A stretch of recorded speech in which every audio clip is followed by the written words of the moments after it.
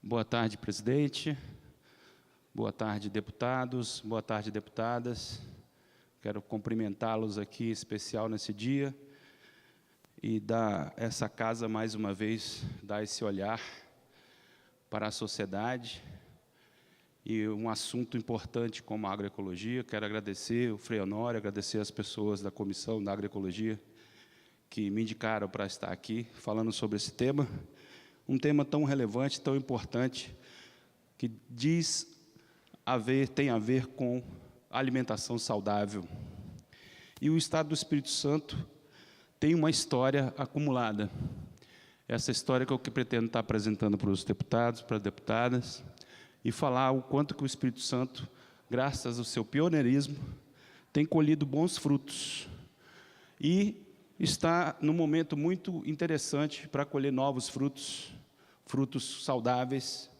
Existe uma atmosfera sendo construída no Estado do Espírito Santo, e aqui nessa casa, com essa comissão que foi criada, quero parabenizar a todos os deputados e deputadas por ter criado essa frente, antes mesmo de se tornar moda, né? Hoje, na novela das 9, eles estão dando enfoque bastante forte, um pouco distorcido, mas, mais uma vez, chamando a atenção para a produção sem veneno, sem agrotóxico. Mas o Estado do Espírito Santo sempre foi pioneiro.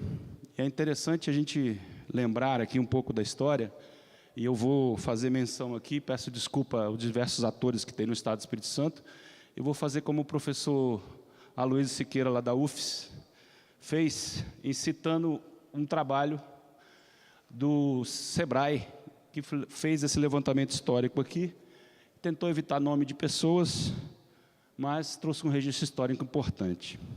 Na década de 80 foi fundamental para o Brasil inteiro refletir sobre a chamada Revolução Verde. E os quadros aqui no Espírito Santo começou, sobretudo, quando saiu a notícia do jornal, a Gazeta, dando conta de que um pomerano,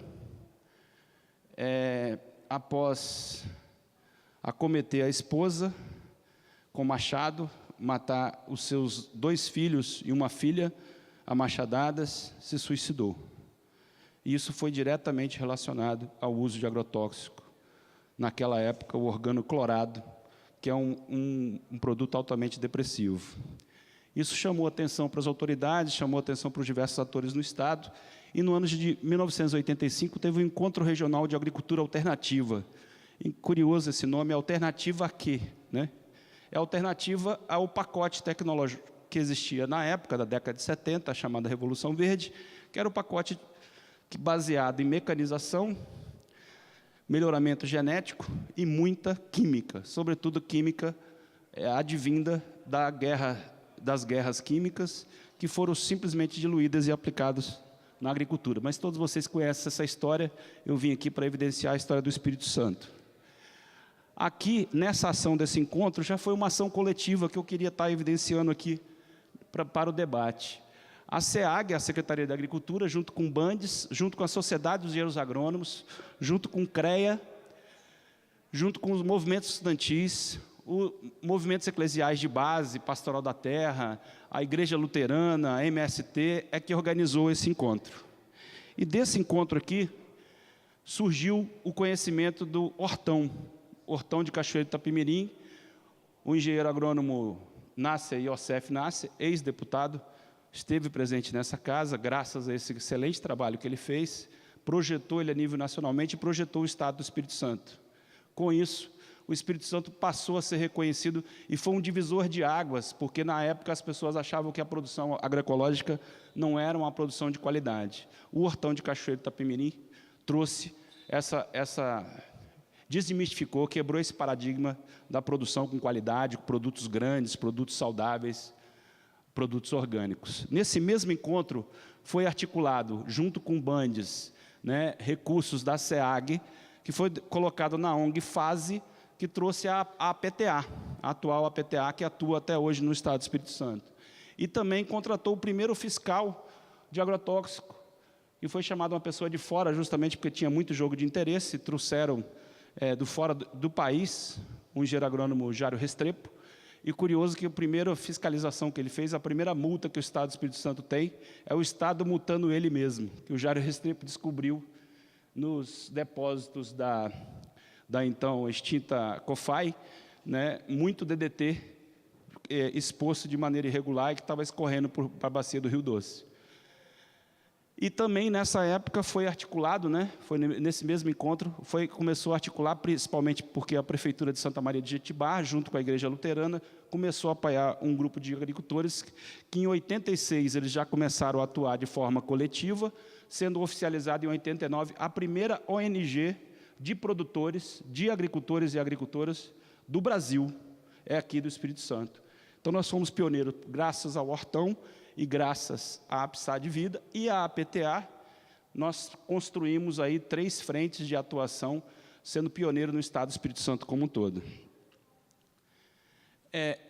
Desse encontro e dessas ações surgiram várias outras iniciativas, que é citada no livro do professor Siqueira, né? As escolas rurais, a SEAG também botou parte do recurso e construiu nos municípios de Águia Branca, Nova Venécia e Vila Pavão, as escolas de 2º grau, que eram profissionalizantes, criava, na pedagogia da alternância, criava agricultores, filhos de agricultores tinham oportunidade de formar técnico agrícola.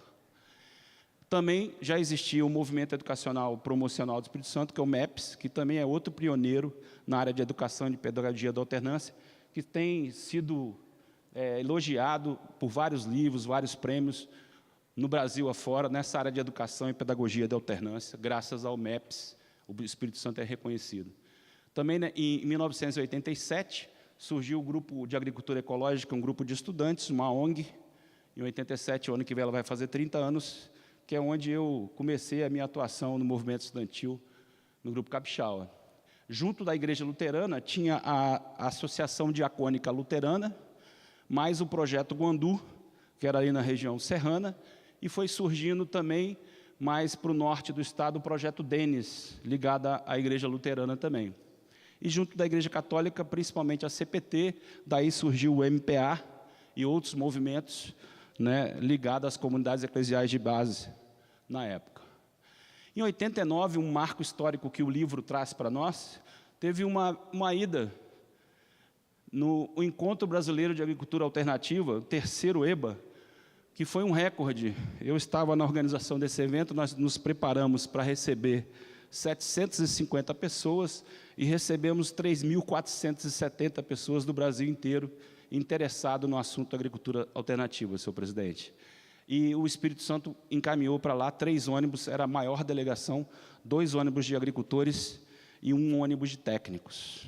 A gente já tinha uma articulação forte, graças a essa articulação surgiu um grupo de profissionais ligado à antiga Encapa, criou lá no Centro de Desenvolvimento Rural da região serrana, também outro marco histórico na área da pesquisa, da ciência, da agroecologia, que é importante estar referenciando aqui. No ano de 1990 foi criada, então, lá na Fazenda do Estado, a área de produção agroecológica, que tem 25 anos já de experiência, né, e tem apresentado resultados excelentes nessa área de agroecologia e ajudando muito na pesquisa, e, inclusive, como eu estou fazendo mestrado em Alegre, tem sido alvo de muito estudo essas pesquisas que os técnicos da antiga Encapa, ou atual Encaper, desenvolveram. Em 1999 surgiu a Chão Vivo que tem um apoio muito forte do SEBRAE para poder garantir a certificação de agricultores. Eu dei uma diminuída ali para poder caber um pouco mais da história, mas também o livro destaca a criação de uma atuação de forma em sinergia, né? Atuando de forma conjunta aí. Foi criado um Conselho Estadual de Desenvolvimento Rural Sustentável, onde participam 75 instituições, sendo a participação paritária entre governos, municípios, né, governo federal e organizações sociais. Também foi criado, né, em 2007, a criação do Conselho Estadual de Produção Orgânica e Agroecológica, a CEPORG, que conta hoje com 40 instituições. Essas instituições também são paritárias, 50% da sociedade civil, 50% do poder público. E a evidência aqui nessa história é que essa atuação da agroecologia ela precisa de muita sinergia. E essa Casa de Leis está dando uma resposta ao criar essa comissão. Quero parabenizar cada deputada que faz parte dessa comissão e abrir essa plenária aqui, abrir esse púlpito para a gente poder falar sobre isso e falar de alimentação saudável colocada à nossa mesa, porque 71% do alimento que chega à mesa do capixaba vem da agricultura familiar.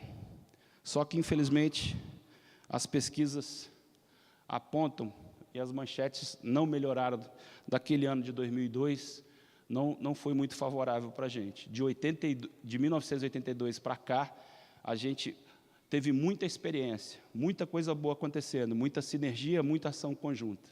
Mas, infelizmente, os dados de pesquisa dão conta que nós nos alimentamos, por ano, de 570 litros de habitantes, 570 litros de agrotóxico por habitante por ano, senhor presidente. Então, ainda esse ano, nós vamos fechar um consumo de 570 litros de agrotóxico.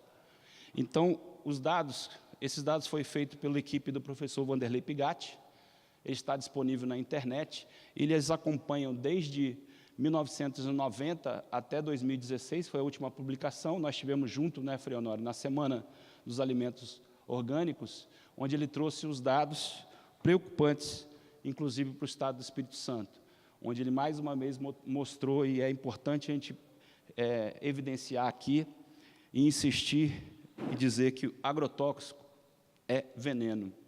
E esse veneno ainda chega à mesa de crianças, de pessoas que não têm essa informação por completo. E é preciso fazer alguma coisa séria e urgente. Também sugiro, para quem tem dúvidas, pode baixar na internet, quem está ouvindo a gente, tem um filme muito interessante, que é da equipe do professor Pigatti, né, que mostra esses dados com mais detalhes. O nome do filme é O Veneno Está na Mesa, de professor Silvio Tenner. Eu já falei desse número, e esse número aí é outra preocupação que a gente traz para vocês, para a reflexão dessa casa. O Espírito Santo é o terceiro maior consumidor de agrotóxico no Brasil. Ele só perde para o estado do Mato Grosso e Mato Grosso do Sul. Imagine a extensão do Mato Grosso, presidente. Imagine a extensão do Mato Grosso do Sul, aquela forma intensiva como o pessoal trabalha lá, e o Espírito Santo só perde para esses dois estados. O Espírito Santo é bem menor e está em terceiro lugar em consumo. Então, esse é um dado alarmante que a gente precisa trabalhar muito. E, ao falar em trabalhar isso, e pensar que no ano de 89 nós enchemos 3 ônibus, a gente olha os dados que a CEPORG tem, infelizmente, com todo o esforço que o SEBRAE fez de certificação, a gente só tem menos de 200 agricultores certificados, embora tenham 1.500 agricultores que se declaram em transição segundo o IBGE. Então, existe a necessidade de muita assistência técnica, existe a necessidade de muita informação, existe a necessidade de legislação, e eu sei que está tramitando nessa casa uma lei especial, e nós temos duas leis sobre esse tema aqui, mas as leis estão muito sem efeito, e os dados históricos mostram isso aí. Nós precisamos aprimorar essa legislação, e graças a essa casa, e graças a Deus, nós estamos conseguindo trabalhar e discutir de forma, e debater com as pessoas a criação dessa lei, debatendo agricultores, técnicos, né, técnicos do INCAPER, do MAPA, do Instinto MDA, que eu fiz parte, e os agricultores, sobretudo, que experimentam as dificuldades para produzir um produto sem veneno. Esse debate em rede é muito importante. E é muito importante que a gente evidencie esse debate em rede, porque é importante qualquer ação como essa, ninguém seja protagonista ou queira ser melhor ou maior do que o outro. Infelizmente, de vez em quando, tem umas iniciativas que são muito boas, como a que saiu no jornal esse final de semana, da abertura das feiras orgânicas. A SEAG está indo muito bem nesse aspecto, é uma ação importante. Agora, precisa de alguns ajustes técnicos, nós precisamos voltar a dialogar a comissão com a SEAG, porque tem alguns ajustes técnicos, como, por exemplo, a criação de um selo para a produção sustentável, é uma coisa muito delicada. Muitos anos que a gente passou discutindo sobre a criação do selo orgânico, da produção orgânica certificada, ela não pode ser simplesmente deixada de lado, todo esse acúmulo, e eu faço aqui um apelo para a gente retomar esse debate junto com a SEAG, que a SEAG volte a discutir em rede, volte a discutir. E, para finalizar, essa imagem também que eu busquei na internet, que mostra aí um modelo ideal, né, que mostra envolvendo pescadores, agricultores, a produção orgânica, com princípios, sobretudo, para produzir alimentos saudáveis e colocar e ofertar à mesa do nosso povo capixaba. Obrigado e parabéns mais uma vez.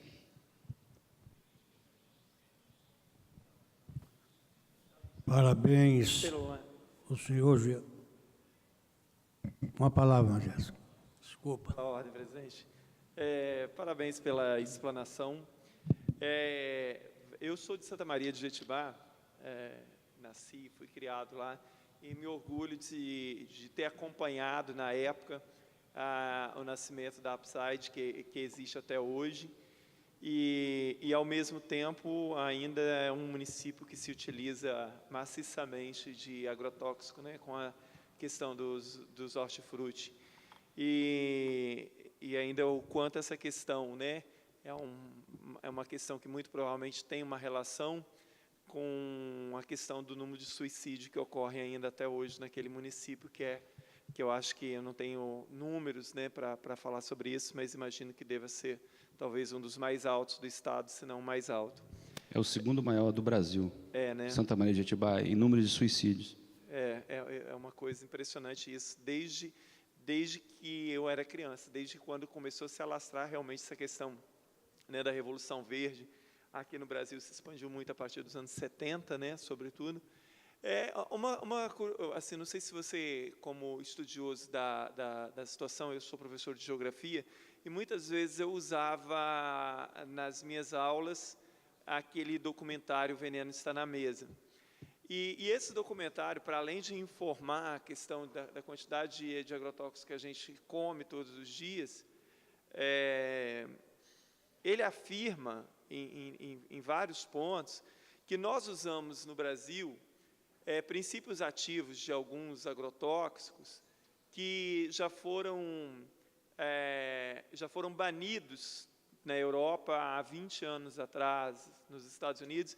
E se eu não me engano, é nesse documentário que ele diz que até na China, que nunca primou muito por essa questão, existem princípios ativos ou composto completo, não sei, que já foram proibidos na China 5, 10 anos atrás, mas que aqui no Brasil continua sendo liberado. Até pouco tempo houve uma questão em relação à laranja que o Brasil exporta para os Estados Unidos, né? Que os importadores estavam se negando a importar em função de se usar um agrotóxico que lá é proibido por lei já há 10, 15 anos. Isso é fundamentado mesmo, essas questões? É verídico, o estudo do professor Pigatti, ele continua, foi o que basou e infelizmente continua acontecendo, isso que o deputado comentou, no estado do Espírito Santo é comum, o número de suicídio comum e muito alto, né? Isso está associado ao uso de organoclorado e organofosforado, que são hiperetroides, que são imunodepressivos, que provoca esse caminho sem volta do suicídio. E realmente muito preocupante. E com relação aos produtos que já estão proibidos lá fora, a gente usa alguns produtos ainda de origem desde a época, e o Brasil continua utilizando. Essa semana que passou, nós tivemos a infeliz notícia de, contrária a todas as recomendações técnicas, contrária a tudo que a ciência aponta, o governo federal liberou a pulverização aérea para combater o Aedes aegypti na área urbana. Isso vai aumentar o nível de contaminação das pessoas e, infelizmente, esse piretroide que age por contato não vai achar esse Aedes aegypti, assim como não está adiantando o fumacê que nós estamos utilizando e estamos colocando nossas crianças em risco e vamos continuar colocando se essas pulverizações aéreas forem mantidas. Existe uma luta para evitar essa pulverização aérea, mas semana passada o governo federal, Michel Temer, em exercício, liberou essa pulverização. Infelizmente, o Brasil ainda faz vista grossa para essa realidade, e muitos casos de suicídio, ou câncer, ou perda de impotência, não são diagnosticados a causa, só bota a causa a morte, os laudos médicos escondem a verdadeira origem, que é a contaminação de agrotóxico. O lobby dessas multinacionais ainda no Brasil também é gigantesco, né? A bancada ruralista ali atende prontamente a muitos desses interesses. Obrigado e parabéns pela sua explanação, obrigado pelos esclarecimentos e parabéns ao Padre Honório por ter trazido você aqui hoje. Pela ordem, presidente. Eu só gostaria de fazer uma pergunta. Primeiro, agradecer ao Jota por estar aqui. Em nome da nossa frente parlamentar em defesa da agroecologia. Você disse 570 litros. E lá está escrito 570 toneladas de veneno. Obrigado por ter me corrigido. Tá?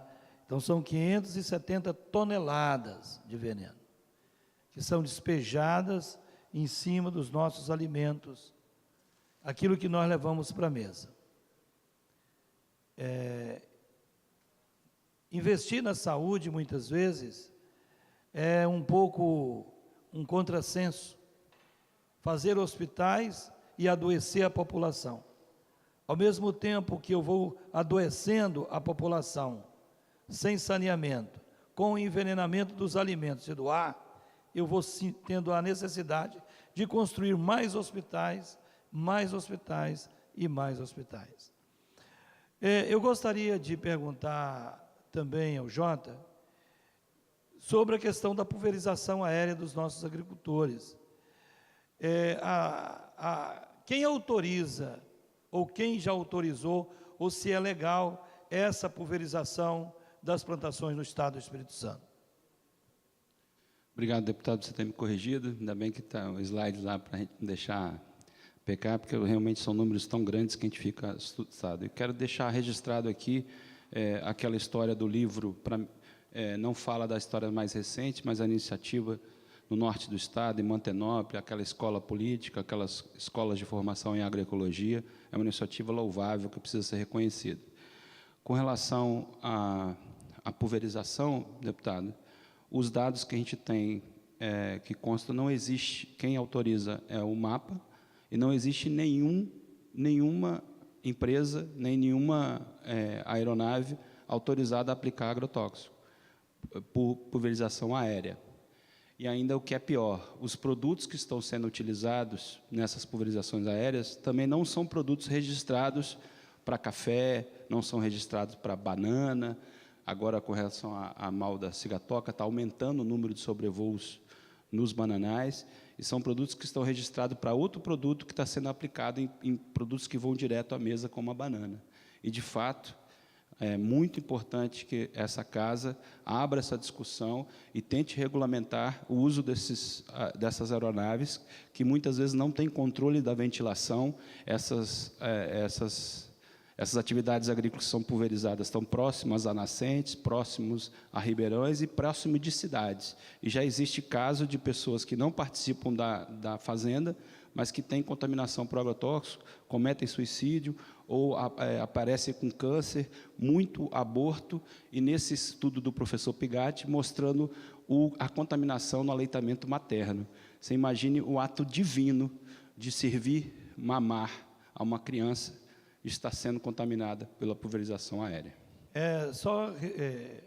Trazendo mais uma vez, quer dizer então que no estado do Espírito Santo não tem nenhuma empresa de pulverização aérea autorizada pelo MAPA a exercer essa função, e nem os produtos são certificados para tal. Isso, exatamente. O MAPA não tem registro de nenhuma pulverização, é onde teria que ter sido licenciado. E de quem é a responsabilidade para fazer tais fiscalizações? Cabe essa fiscalização do agrotóxico, cabe ao IDAF e ao MAPA, ao Ministério da Agropecuária. O IDAF tem feito, hoje mesmo foi feita uma apresentação do IDAF com relação à destinação de produtos, saiu no jornal hoje pela meio-dia, né? Tem feito um trabalho, mas essa discussão está passando desapercebida, essa pulverização aérea está passando desapercebida, e ela está crescendo, as empresas estão aumentando o número de empresas, mas o processo legal, que é registrar no MAPA e registrar no IDAF, não está sendo observado. E nem a fiscalização a campo está sendo observada. Muito obrigado, Jota. Eu só gostaria de agradecê-lo por estar aqui conosco. Eu acredito que a gente vai estar sempre trabalhando esse tema aqui nessa casa, E, mais uma vez, dizer aos consumidores que tenham cuidado com os alimentos que vocês estão levando para as suas mesas. Obrigado. Obrigado, presidente. Eu gostaria de fazer uma pergunta. Nós estamos falando desse veneno que pode estar contaminando as verduras e todo produto que é usado. Mas acredito também que esse veneno deve estar contaminando também os lençóis de água, aonde muitas pessoas usam essa água para beber e estão sendo envenenadas sem saber que esse veneno se encontra ali. É verdade, lembrou muito bem, deputado. Eu sou estudante de mestrado de agroecologia, aceitei o convite nessa qualidade, vou terminar o mestrado ano que vem, se Deus quiser, mas tem sido objeto de estudo justamente esses agrotóxicos que eles são, que a gente chama de, eles perfilham muito e descem com facilidade, né? Ainda bem que não está chovendo, mas quando vier as chuvas é possível que aumente mais ainda a contaminação, porque eles passam, né? São partículas muito pequenas que lixiviam e descem no solo, contaminam o lençol freático, sem falar a contaminação direta, ou seja, nessas pulverizações aéreas ou não. E o deputado chamou a população a consumir. A gente tem aí algumas feiras orgânicas. O Ataciano tem feito um trabalho para valorizar essas feiras, organizar essas feiras e disponibilizar esse alimento para que o consumidor capixaba possa ter acesso, e essa iniciativa é muito louvável. E, como eu disse, a gente precisa retomar essa discussão. O senhor lembrou muito bem, muitas vezes a pessoa, ao beber uma água abaixo, não usa agrotóxico. Pessoas que estão em transição, às vezes, têm os seus produtos condenados, porque a água está contaminada, ele usou na irrigação e perdeu o selo de orgânico por conta disso. Já existe caso aqui no Espírito Santo. Muito bem lembrado, presidente.